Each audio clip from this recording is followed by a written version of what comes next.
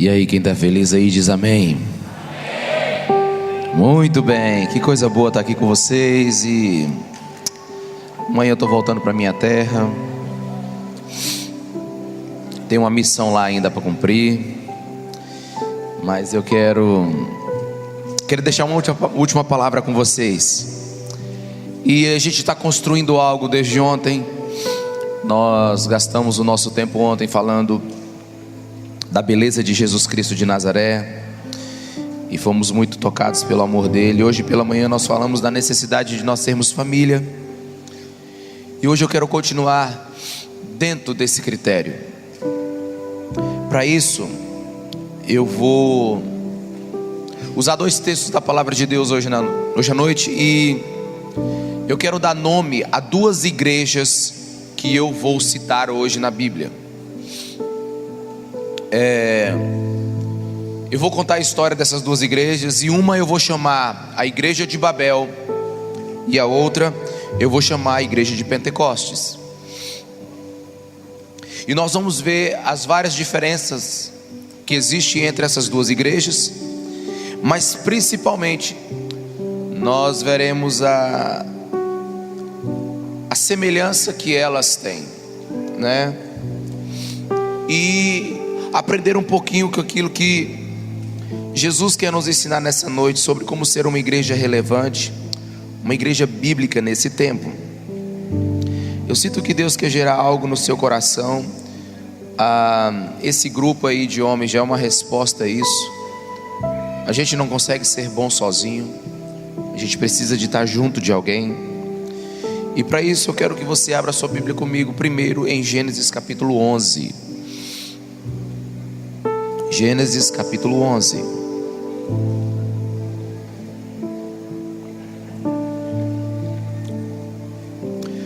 Quantos acharam aí, diga amém. Muito bem, ajuda o seu irmão do lado aí, se ele não achou ainda.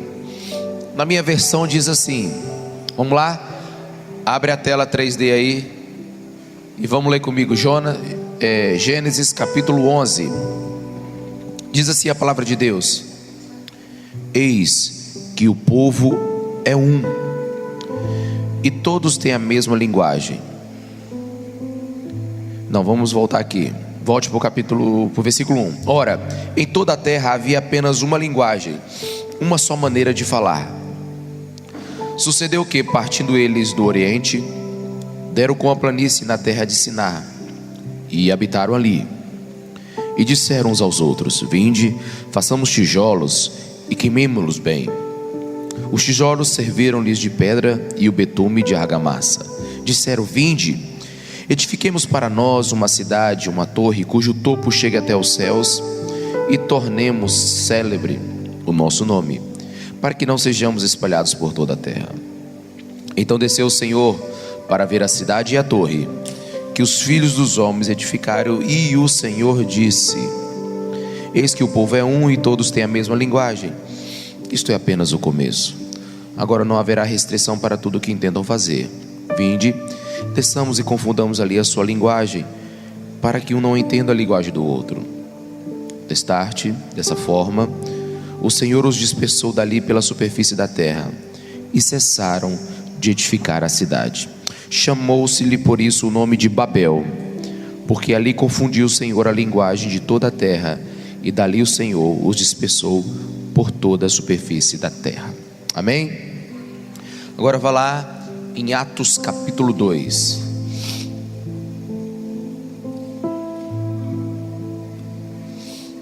Atos capítulo 2.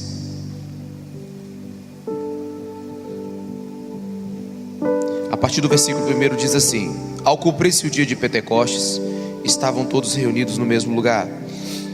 De repente veio um som do céu, como de um vento impetuoso,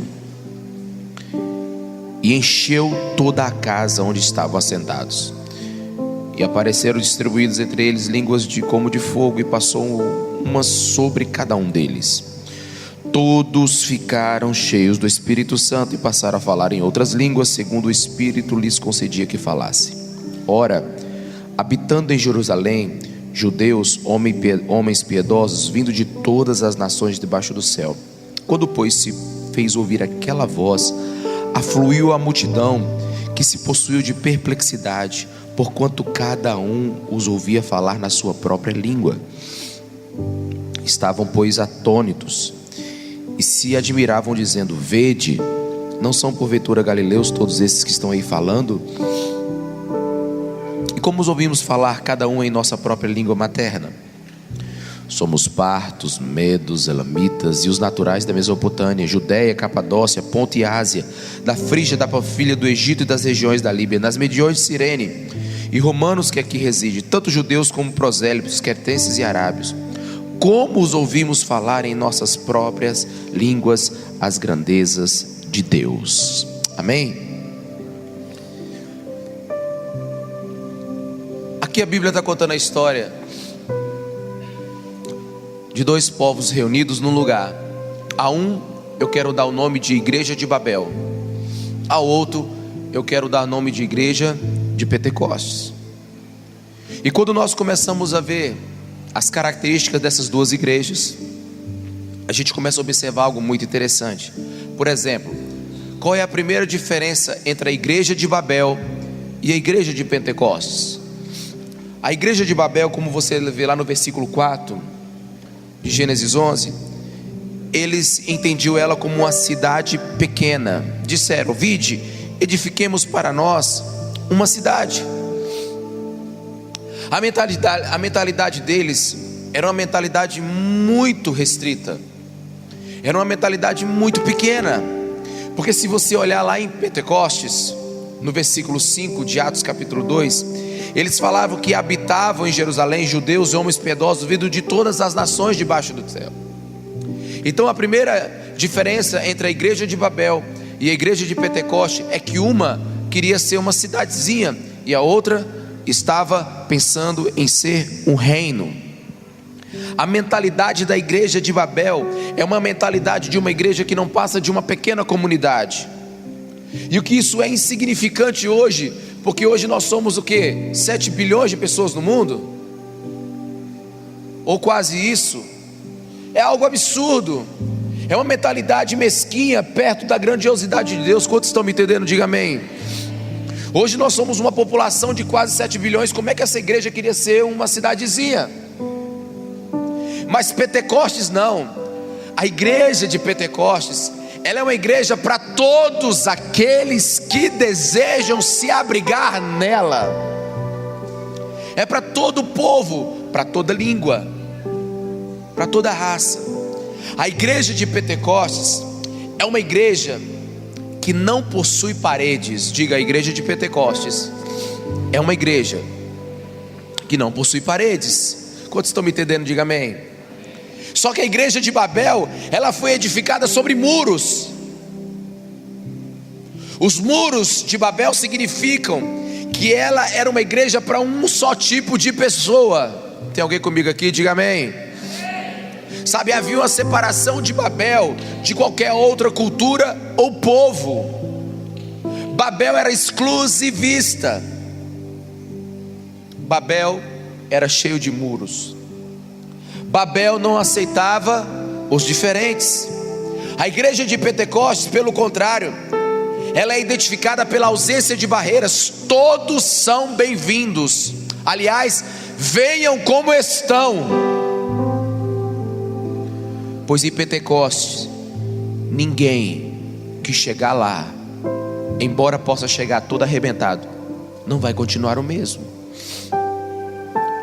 E isso é interessante eu contar para vocês, porque a minha vida não começou, o meu ministério não começou dentro da igreja. Quando Jesus me tocou, eu fui incendiado e algo muito forte aconteceu no meu coração. E eu estava lendo um texto um dia da palavra de Deus e eu senti de Deus que eu precisava sair da igreja, pregar fora da igreja, começar algo. Eu estava numa igreja onde não dava muitas oportunidades, ou todas as oportunidades aparentemente já estavam com seus líderes.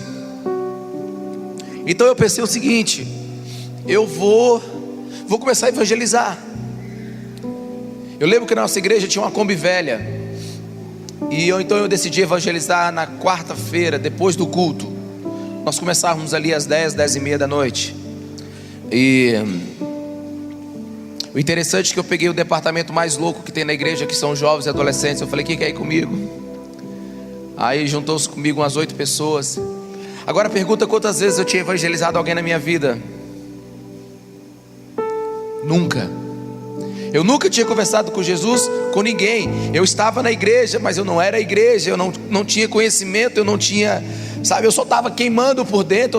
Eu tinha 27 anos de idade. E deixa eu te dizer uma coisa, é uma vergonha que eu vou te dizer. Eu fazia petições de 120 laudas. Eu conversava com juízes, com desembargadores, mas eu não sabia falar 5 minutos de Jesus. Mas algo muito grandioso aconteceu na minha vida e eu precisava contar o que tinha acontecido. Então eu organizei um ministério de evangelismo quarta-feira, depois das 10 horas. Eu me lembro que tinha um Jorjão, era um carioca de quase 2 metros de altura que tinha na nossa igreja.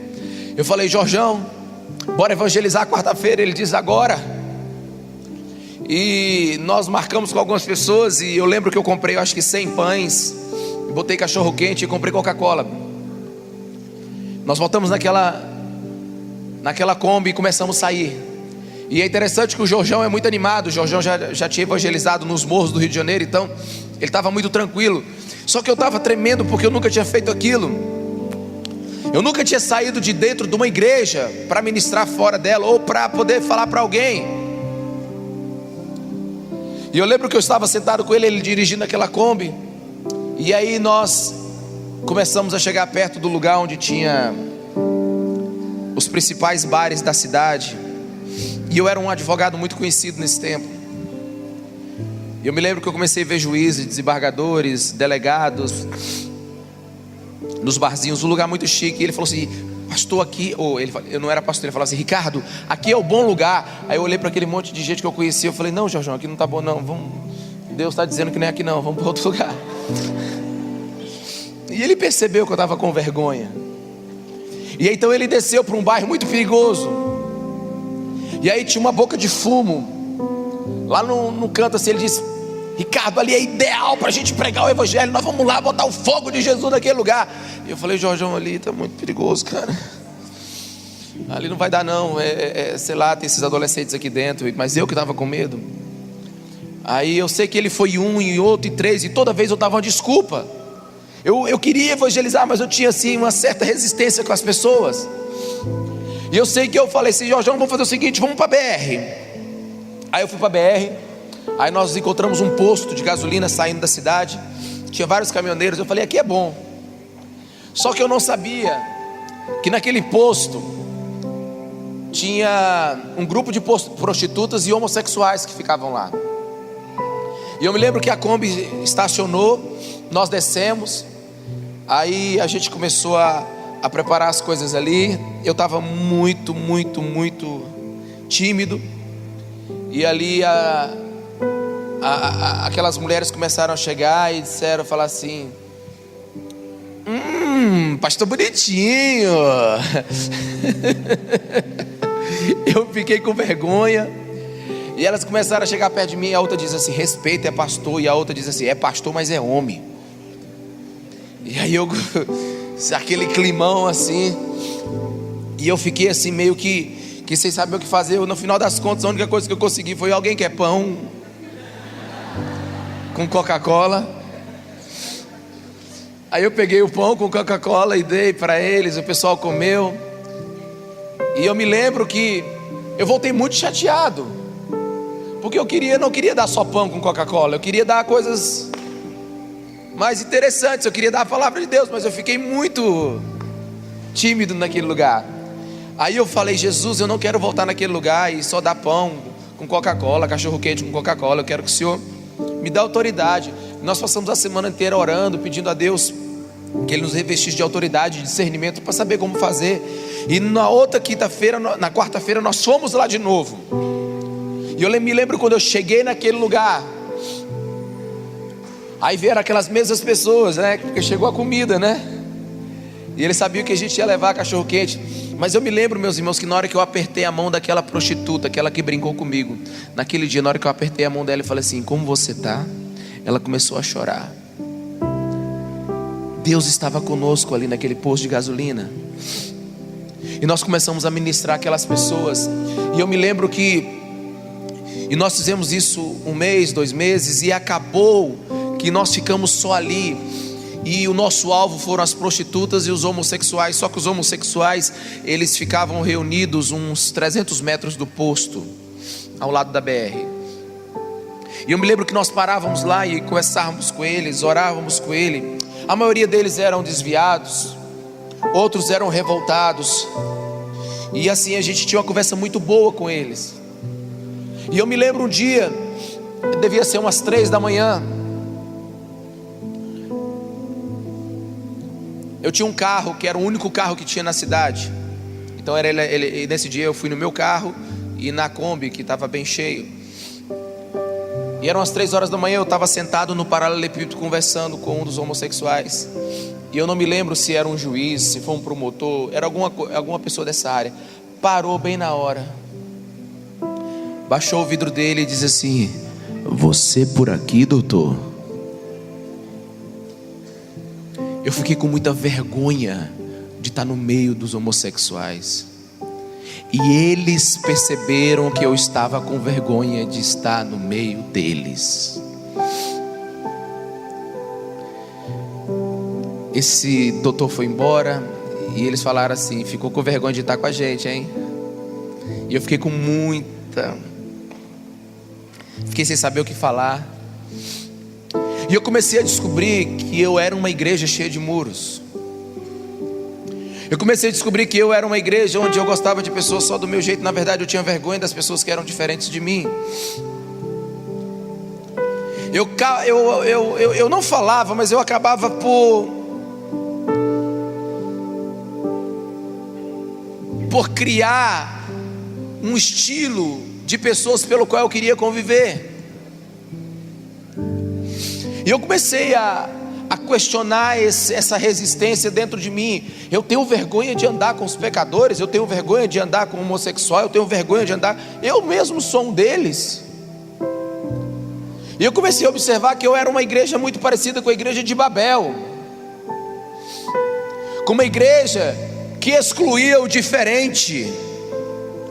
E quando eu olhava para a Bíblia Sagrada, eu descobria que tipo de igreja que parece mais com Jesus. E eu sabia que era a igreja que abraçava todos que vinham a ela.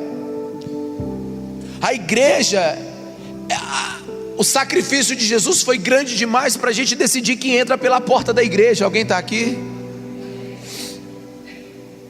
A igreja de Babel, ela resiste à entrada de pessoas diferentes. O versículo 3 de Gênesis 11 diz o seguinte: "E disseram uns aos outros: Vinde, façamos tijolos e queimemo-los bem." Olha só, essa parede aqui é feita de tijolo. Você já viu que tijolo é tudo igualzinho? Tijolo é tudo igualzinho. Babel queria que as pessoas fossem todas iguais. Fazemos os tijolos e queimemo-los bem. Bota todo mundo igualzinho, do mesmo jeito. Eles tinham que possuir a mesma língua, eles tinham que ter um modo de pensar. Os diferentes eram excluídos. Seu cabelo, sua roupa, seu modo de falar, tudo precisa ser igual. Precisa ser tijolinho, igual uns aos outros. Quantos estão me entendendo? Diga amém. A igreja de Babel queria formatar todo mundo para ser parecido uns com os outros. A igreja de Babel não celebrava a diversidade. A igreja de Babel não celebrava o diferente.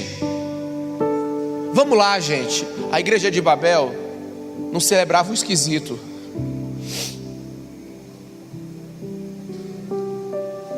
O original. A igreja de Babel fazia todo mundo igual, todo mundo tijolinho. Mas eu descobri que Deus não trabalha com tijolos. Deus não trabalha com tijolos. Deus não trabalha com tijolos. A Bíblia nunca nos chama de tijolos. A Bíblia nos chama de pedras. E eu nunca vi uma pedra igual a outra. Eu fui ministrar várias vezes na Inglaterra, e todas as vezes que eu ia, eu não perdi a oportunidade de visitar os castelos. E você sabe o que eu descobri? Castelos com 1.500 anos, 2.000 anos. Sabe o que eles eram feitos? Eles eram feitos de pedras, e não tinha uma pedra parecida com a outra.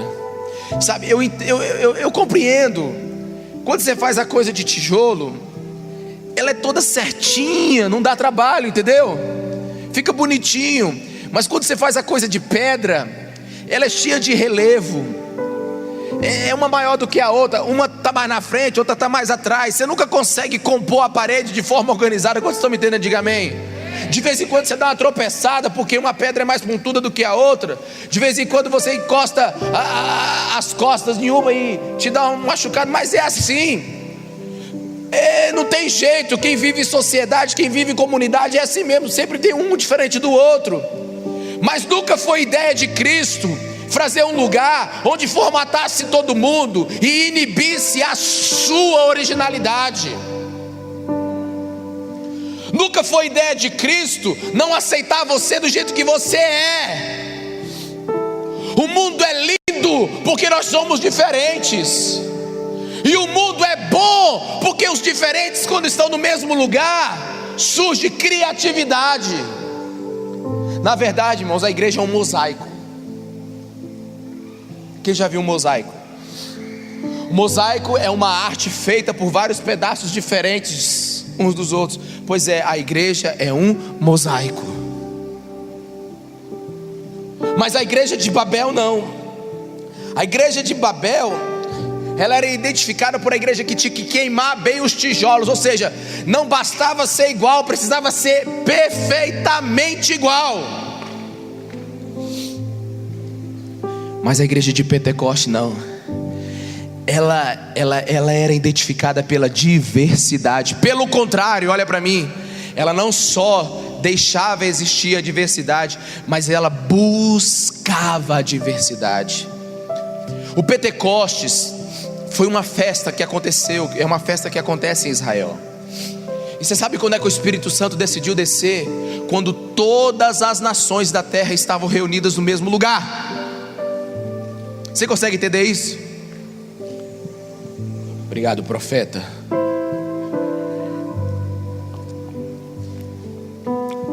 Todas as nações da terra estavam reunidas lá. Deus fez questão que o Pentecostes acontecesse no dia que todas as nações estivessem reunidas. Muitos talentos, muitas pessoas. A igreja de Pentecostes, ela era uma igreja hospitaleira. Posso ouvir um amém? Mas a igreja de Babel não. A igreja de Babel não era. E voltando ao meu paralelepípedo lá na BR, conversando com os homossexuais, eu falei, cara, eu tô errado demais. Eu tô tão errado. E a partir dali eu comecei a enfrentar todos os meus medos de estar com aquele pessoal. E toda quarta-feira nós estávamos lá. Toda quarta-feira nós estávamos servindo eles. Nós fizemos 2 ceias de Natal lá na casa deles. Era uma casa onde ficavam todos eles. Eram mais de 15. Nós alugamos casa para eles morar. Eu visitei o líder deles que foi preso na delegacia. E enfim, nós estávamos ali o tempo todo com eles. Mas eu me lembro um dia que nós estávamos ali comendo, conversando, sorrindo. E assim, eu já estava com certa intimidade com eles. Aí um outro ia conversar comigo e dizia assim: pastor, eu quero falar com você. Eu digo, não, conversa direito, rapaz. Ei, pastor, deixa eu te dizer pra você aqui. Você está entendendo? Tu é homem, rapaz. Ele passa um like de molecada. Eu digo, tá bom, pastor. E a gente já estava brincando. E eu conheci eles pelos nomes. Era Pedro, João, era Marcos, Antônio. Então eu conversava com eles e eu os tratava como eles eram. E um dia o líder deles chegaram para mim assim e disse assim: Ricardo, você já vem aqui há mais de 2 anos, e por que você nunca levou a gente na sua igreja?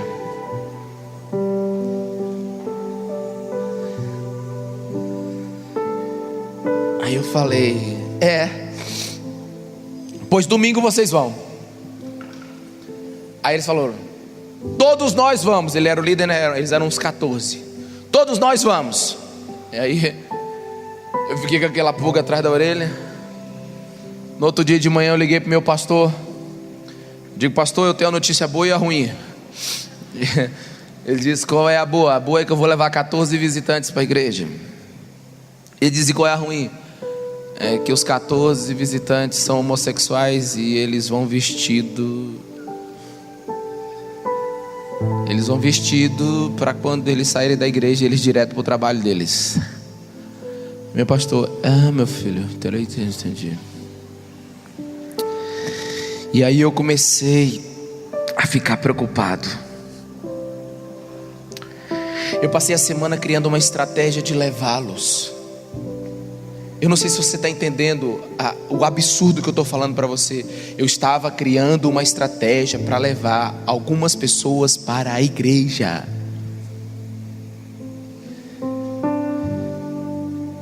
Eu não sei se você está compreendendo. Eu estava preocupado em levar alguém para a igreja, porque a minha igreja tinha mais cara de Babel do que qualquer outra coisa. Então eu criei uma tática. Jorjão, busca eles, e quando tiver na hora do louvor, na hora do tiver mesmo o negócio, tu entra com eles, com a igreja em pé, porque aí ninguém vai chamar, eles não vão chamar muita atenção. E eu separei os 2 primeiros bancos da frente da igreja, para que todo mundo olhasse para frente, não olhasse para trás. Montei tudo. Jorjão: e aí, pastor? Eu digo: quase na hora. Pastor não, Ricardo: e aí? Quase na hora. Aí eu falei: Jorjão, está na hora de entrar. Aí eles entraram. Irmãos, mas diante de Deus, eu esqueci um detalhe. Tinha o Pedro. O Pedro era um homem de 1,90 m e poucos.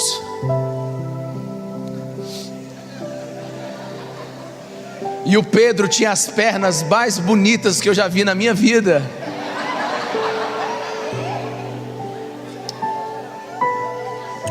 E o Pedro foi com um salto alto de 10 ou 15 centímetros, eu não lembro. E o Pedro foi com uma camisa preta colada e uma mini saia de 1 palmo, prata brilhante. Então entra aquele negão na igreja de 2,5 metros, desse jeito bem aqui, ó. E ele entra na igreja e ele está assim, no 2º andar. E toda a igreja começa a parar. E toda a igreja começa a olhar. E toda a igreja começa a silenciar. E eles percebem que eles estão entrando num lugar hostil.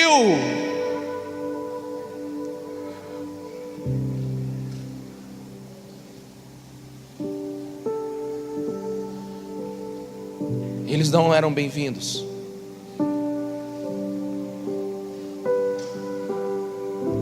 E eles sentaram lá na primeira e na segunda fila do banco, dos bancos do meio.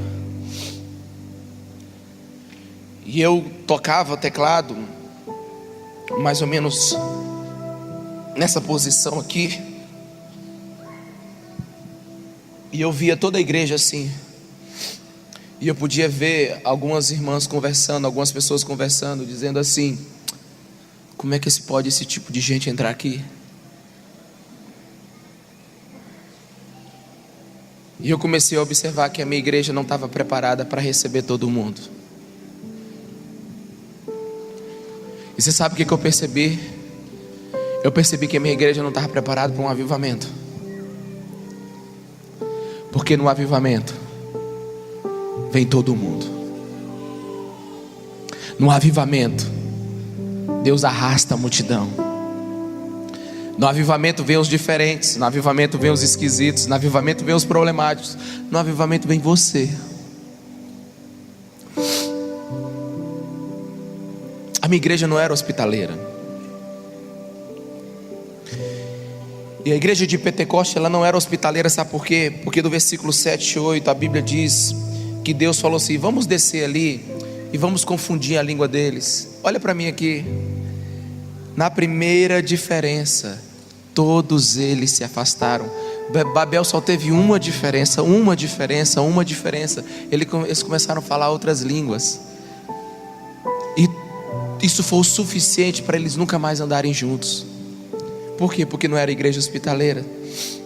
Mas é interessante que a igreja de Pentecostes, ela pratica hospitalidade. No versículo 8 de Atos capítulo 2 diz que eles ouviam cada um em sua própria língua materna. O interessante é que todos eles, apesar de serem diferentes, estavam ali vivendo a mesma linguagem. Apesar deles serem de nacionalidades diferentes, de costumes diferentes, de culturas diferentes, de lugares diferentes, ali onde o Espírito Santo de Deus repousa, eles ouvem a língua na mesma língua materna pelo qual eles foram gerados. Quantos estão me entendendo? Diga amém. Eu fui pregar na Inglaterra e quando eu chego lá na igreja, eu lembro que meu voo atrasou e eu cheguei direto para a pregação. E quando eu entrei na igreja, sabe, aquele inglês de 2 metros de altura, de 2 de largura, e de olhar um azulzão, olhou para mim e ele diz: "Hi brother". Eu digo: brother, nós somos tudo irmão, e abraçamos. O cara nunca tinha me visto na vida, e ele diz assim: "Você é meu irmão". O cara nunca tinha me visto na vida, e ele diz assim: "Nós estamos aqui porque nós somos uma família". Ele me deu um abraço, nunca tinha me visto na vida. Porque isso que é a igreja. A igreja são vários irmãos de diversos lugares, mas quando se reúnem, tem cheiro de família. Eu lembro que Ananias, foi Ananias que resistiu à voz de Deus para curar Paulo. A voz de Deus chegou para Ananias e disse: "Ananias, vai lá curar Paulo, o Saulão tá cego, ele está precisando e ele vai ser muito usado". Ele diz: "Eu não vou naquele cara não, aquele cara é um assassino". Aí o Espírito Santo fala com ele assim: "Meu irmão, vai lá, cuida dele, ora por ele, ele vai ser um instrumento de Deus". Aí vai lá na rua direita, na rua esquerda, não sei o que, cobre para um lado, para o outro. Ele chega lá, quando ele chega lá na frente de Saulo, você lembra o que ele disse? "E aí, meu irmão Saulo, tamo junto".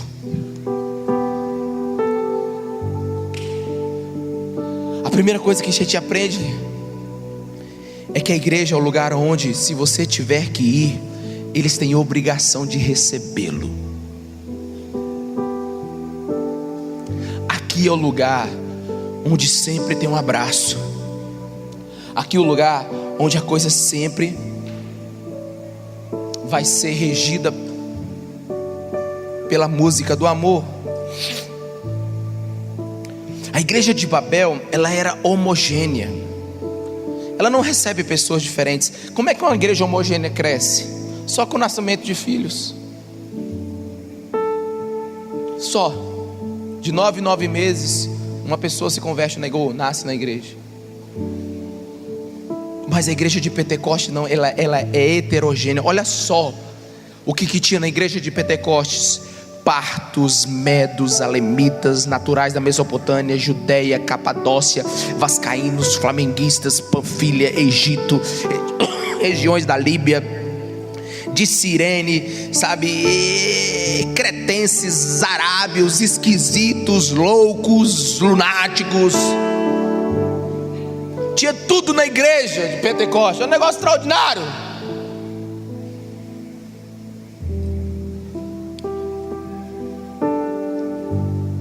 Mas a igreja de Babel não. A igreja de Babel, ela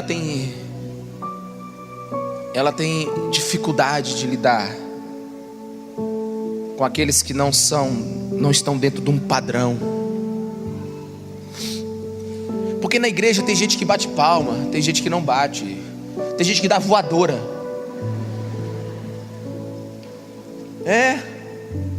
Tem irmão que adora assim, não tem? Tem outro que adora assim, rolando. Ele precisa de 7 metros quadrados para ele adorar na igreja.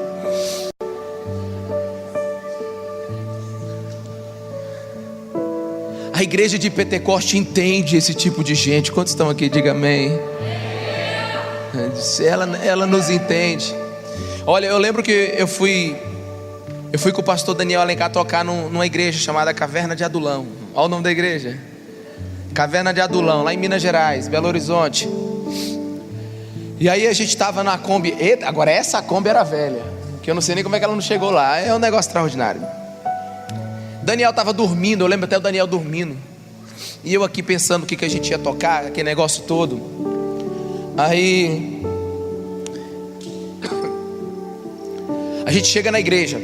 A igreja era num prédio. O primeiro andar era uma boate LGBT. O segundo andar era a igreja. E o terceiro eu não lembro. Mas é assim, da igreja, da sacada da igreja, quando você estava lá em cima assim, tinha um buraco bem no meio, e dava para você ver tudo que estava acontecendo lá na boate lá embaixo. E aí eu cheguei lá na igreja, nós chegamos lá. Aí o pastor foi recepcionar a gente. Gente, o pastor era uma montanha de músculo, mas ele era desse tamanho.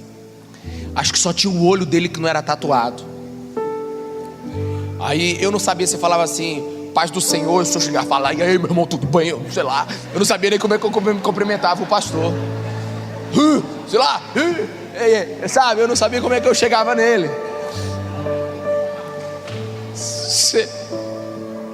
Eu tava com medo de dar só a paz, eu sei lá.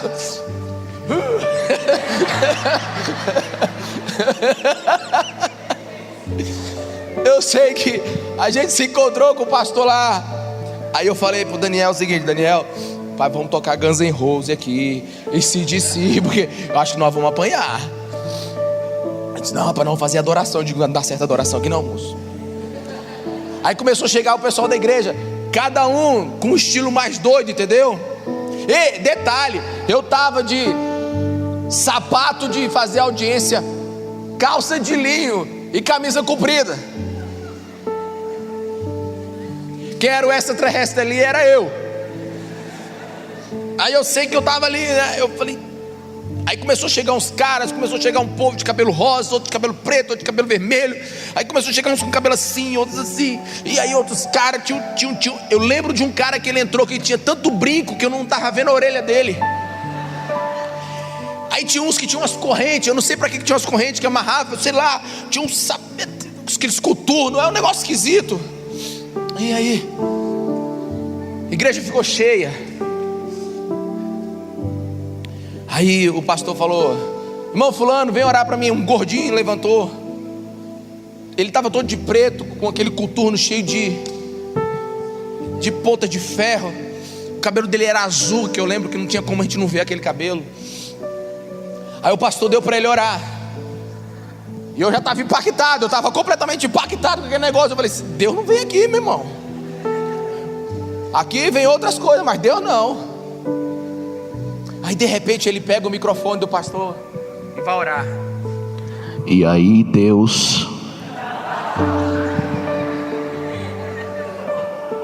como é que você tá, Deus? A gente tá aqui, Deus, esperando por você, Deus. Deus vem nesse... Aí eu digo: agora sim, agora ficou bom. Eu lá no teclado, eu falei: agora sim, vai vir um raio do céu, agora acabar com a gente tudinho aqui. Minha mente religiosa, minha mente Babel, minha mente pequena, minha mente resistente ao diferente. Mas deixa eu te dizer o que aconteceu. Aquele cara começou a dizer: Espírito Santo de Deus, vem fazer tua obra aqui, Mé. Aí ele falou assim: véi, nós precisamos de ti, meu.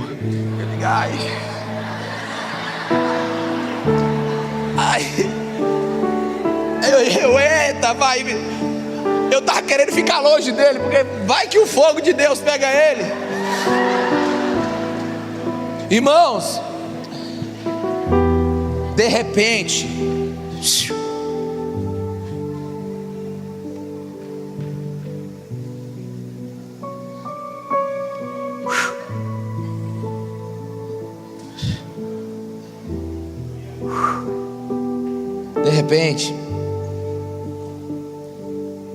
o ar daquele lugar fica pesado. E você sabe quando Deus vem num lugar.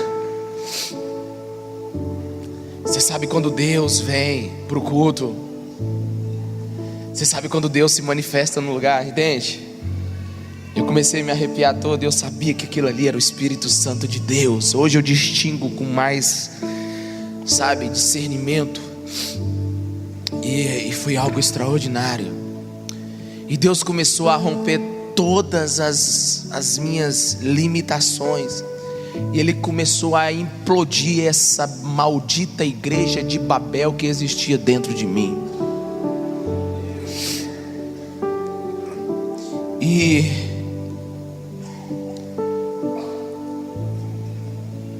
eu comecei a estudar mais a fundo sobre a igreja. A igreja é o lugar, irmãos, de consolo para os tristes. A igreja é o lugar de encorajar e dar família aos solitários. A igreja é o lugar de alimentar os famintos. A igreja é o lugar de cuidar daqueles que ninguém cuidam. A igreja é o lugar de dar bem-vindo àquele que nunca foi bem recebido.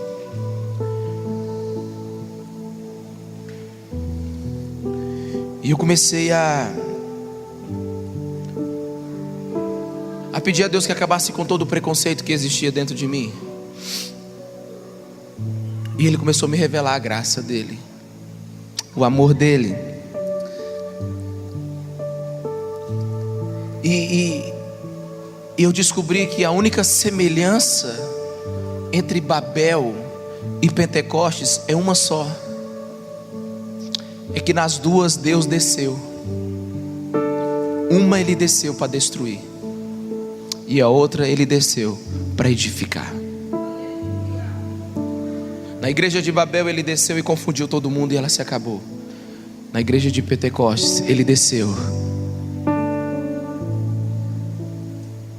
e distribuiu línguas, e distribuiu dons, e começou a edificar a sua grande igreja. A Babel foi julgada e foi declarada culpada. Mas Pentecostes, Deus perdoou o seu pecado e começou a levantar uma igreja relevante. Igreja não é um lugar de pessoas melhores, meus irmãos. Igreja é um lugar de pessoas. Romanos 3:23 diz que não há distinção, pois todos pecaram e todos estão destituídos da glória de Deus. O Evangelho, ele diz que todos são maus. Acontece que existem pessoas más que se arrependeram, e existem pessoas más que ainda vão se arrepender. Quantos estão me entendendo? Diga amém. Mas a religião não. A religião ela biparte as pessoas, os bons de um lado, os ruins de outro. Deus desceu sobre essas duas igrejas e começou a edificar o seu reino ali.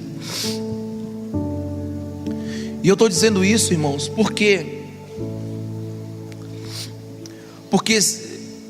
como diferentes reunidos no mesmo lugar poderão viver em paz, em unidade, e ainda assim juntos trabalharem para um reino de Deus? Como?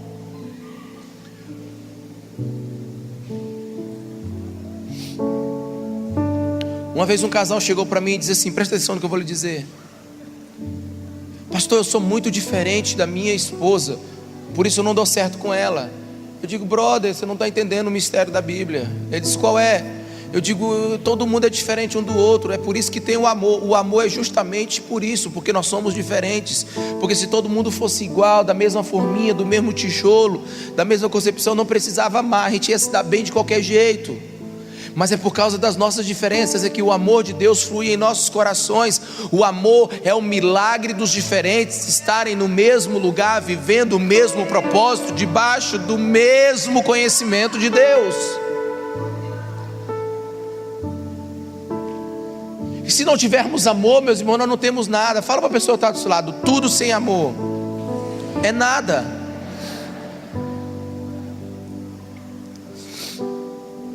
Sem amor não edificamos, sem amor não crescemos.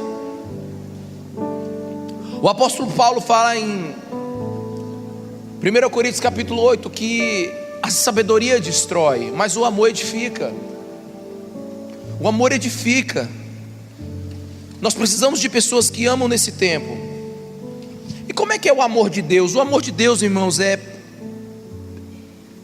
o amor para todos, em todos os lugares, sempre. O amor de Deus não é para algumas pessoas em alguns lugares e épocas. O amor de Deus é para você viver esse tempo de alegria para sempre. Deixa eu te explicar. Nem sempre você vai viver o amor sem se decepcionar. Quem ama se decepciona, você está entendendo? Mas isso não pode ser motivo para você parar. Deixa eu te explicar. Uma vez eu estava começando a conferência não, um culto da Aliança Jovem. E eu me lembro que na hora que eu cheguei, eu tinha uma caminhonete nesse dia. E quando eu cheguei, um homem muito magro, com o olho bem grandão assim para fora, ele parecia que estava muito doente mesmo. Ele chegou para mim e disse assim: você é pastor aqui? Eu digo: eu sou. Pastor, eu quero lhe pedir, me ajuda.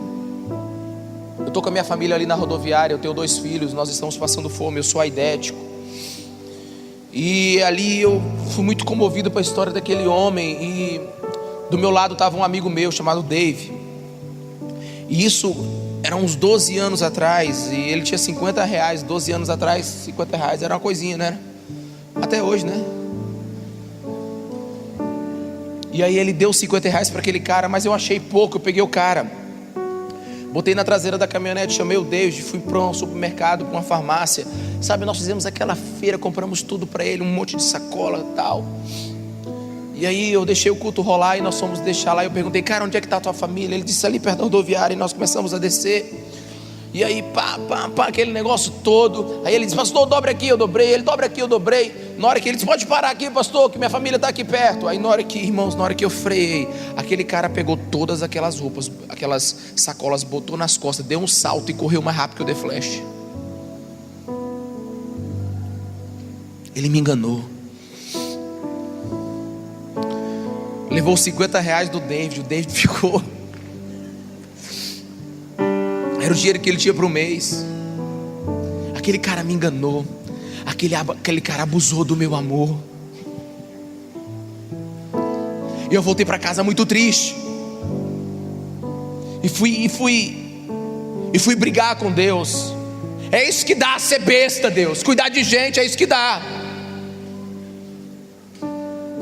É isso que dá. Se eu tivesse ficado lá e dissesse assim: meu irmão, se vira na tua, eu estava agora com o meu dinheiro, o David também, e a gente não tinha feito essa besteira. Aí eu fui me acalmando. Depois que você esbraveja com Deus, você fica calmo e calado, que Deus vai falar contigo, viu? Aí depois tu aguenta.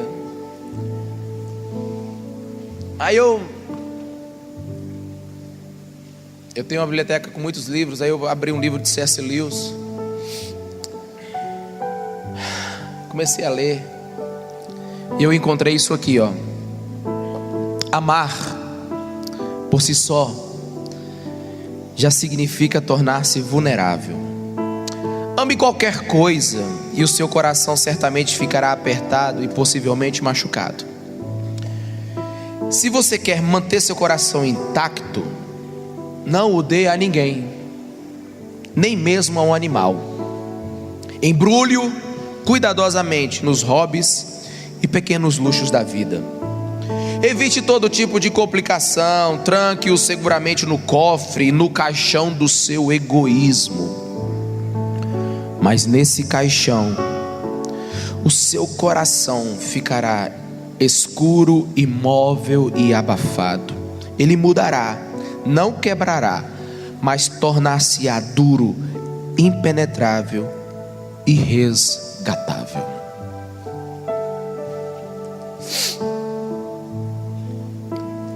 E eu aprendi naquela noite que escolher não amar é escolher não viver.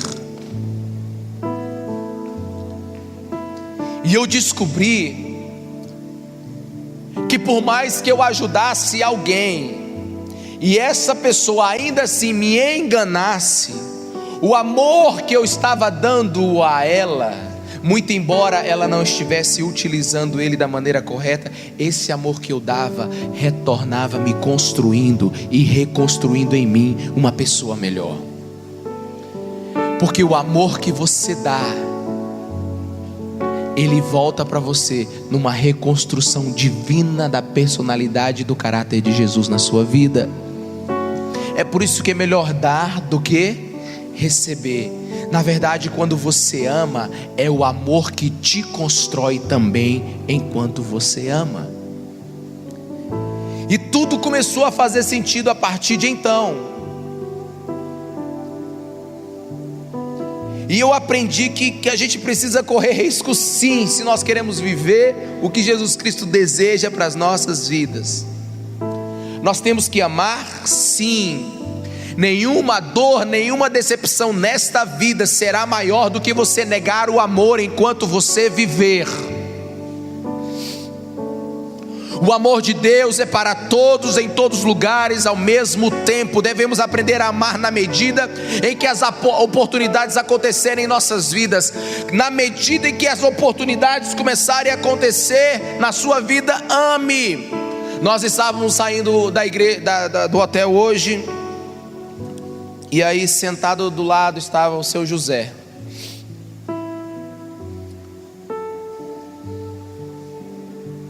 Júnior e a esposa foram perguntar para ele se ele queria uma comida, um sanduíche. Ele, com certa relutância, aceitou. Júnior foi preparar com a sua esposa. Eu sentei do lado do seu José. Falei: seu José, o senhor mora onde? Ele disse: eu moro por aqui. Seu José, o senhor já tem família? Ele disse: minha esposa morreu. E filhos? Eu tenho 4. Cadê seus filhos? Ele disse: cada um está vivendo a vida deles. E o senhor? Eu estou aqui na rua. O senhor vai dormir aonde, seu José? Onde der. E aquele homem sem um olho, que não é tratado, velho, sem ninguém que o ame, sem ninguém que cuide dele. Mas ali a gente teve uma oportunidade, mesmo que pequena, de amá-lo. Nem que fosse com 2 pães, para ele receber alguma coisa. Perguntei para ele se ele queria alguma coisa, e na verdade ele estava até com medo de conversar.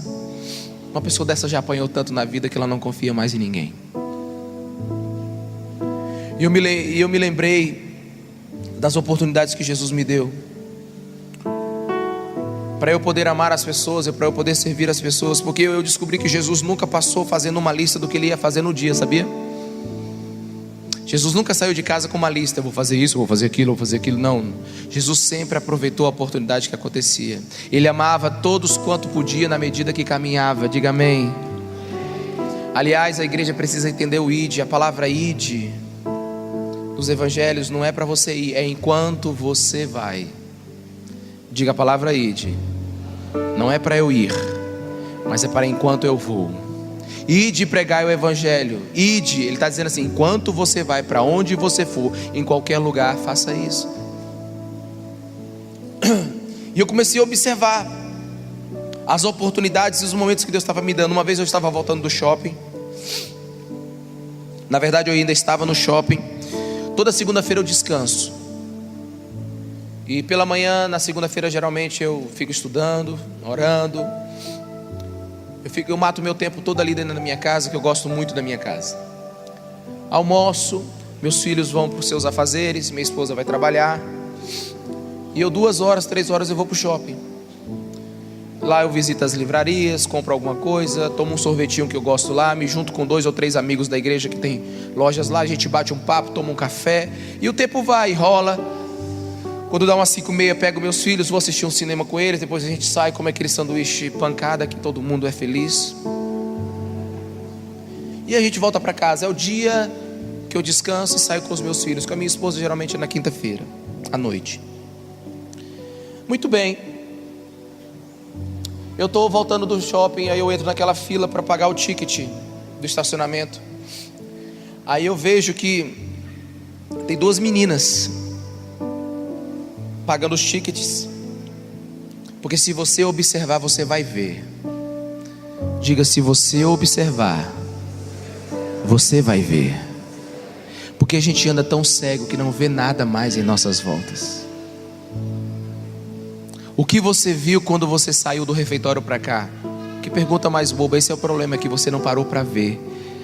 Tem alguém aqui nesse lugar precisando de amor. Se você parar para ver, você vai enxergar.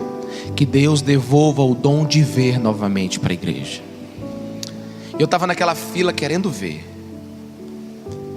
Aí eu percebi que o cara estava carregando um milkshake assim do lado assim. E apesar do vidro ser fumê, eu observei a menina dizendo assim: meu Deus, se eu tivesse um. Ela estava dizendo assim: você viu aquele milkshake? Ah, se eu tivesse um. Aí eu: rapaz, um milkshake, vou lá agora. Saí da fila, peguei comprei um milkshake. Eu ia comprar um menorzinho. O Espírito Santo falou assim: pra que é isso, rapaz? Compra o grande. Compra o grande. Aí eu comprei 2 grandões, daquele bem bom mesmo, aquele de 750 ml. Aleluia, glória a Deus. Vocês estão entendendo?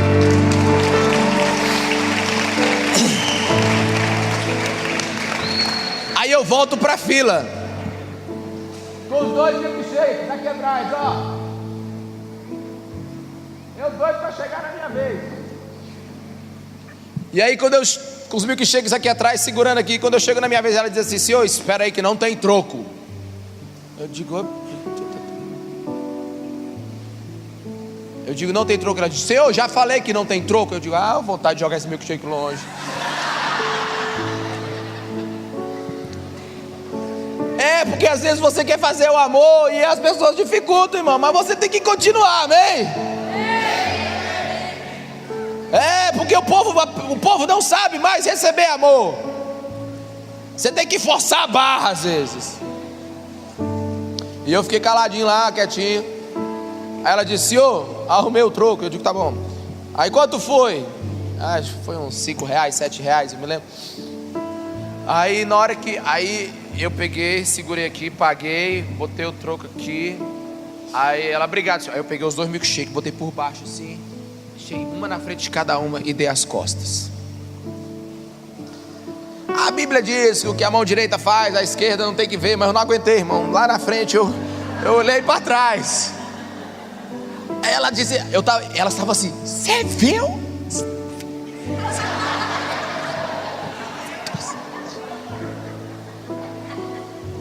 Tipo assim, só foi 2 milkshakes, meu irmão. Custou 15 reais, eu acho. 2 milkshakes. Só que eu tinha aberto o mar vermelho naquele dia. Eu saí de lá flutuando, ó.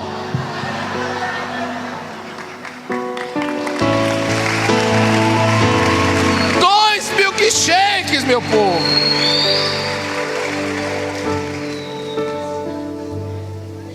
Não precisa de muito para você fazer alguém feliz. É só você observar. Sabe, aquele sorriso confuso daquelas mulheres valeu tudo. Eu me lembro uma vez um pastor contando a história. Ele foi fazer alguma coisa numa repartição pública. E você sabe, quando você chega na repartição pública, mais tarde você pega aquela ficha 432 e lá tá ali 32, entendeu? Falta 400 pessoas na tua frente. E o pastor pegou uma ficha dessa e ele ficou sentadinho lá. E ele ficou sentadinho. E aí foi passando 1, 2 horas, 3 horas. Aí estava pertinho da dele agora, faltava assim umas 20 e poucas pessoas. Aí chegou, e ele estava orando, irmão. Só que ele estava orando: Senhor, me ajuda a servir nessa manhã. Me ajuda a servir nessa manhã. Aí chega uma mulher com um bebezinho de colo e pega a ficha 700 e lá vai tarará. Aí o Espírito Santo fala para ele: e aí?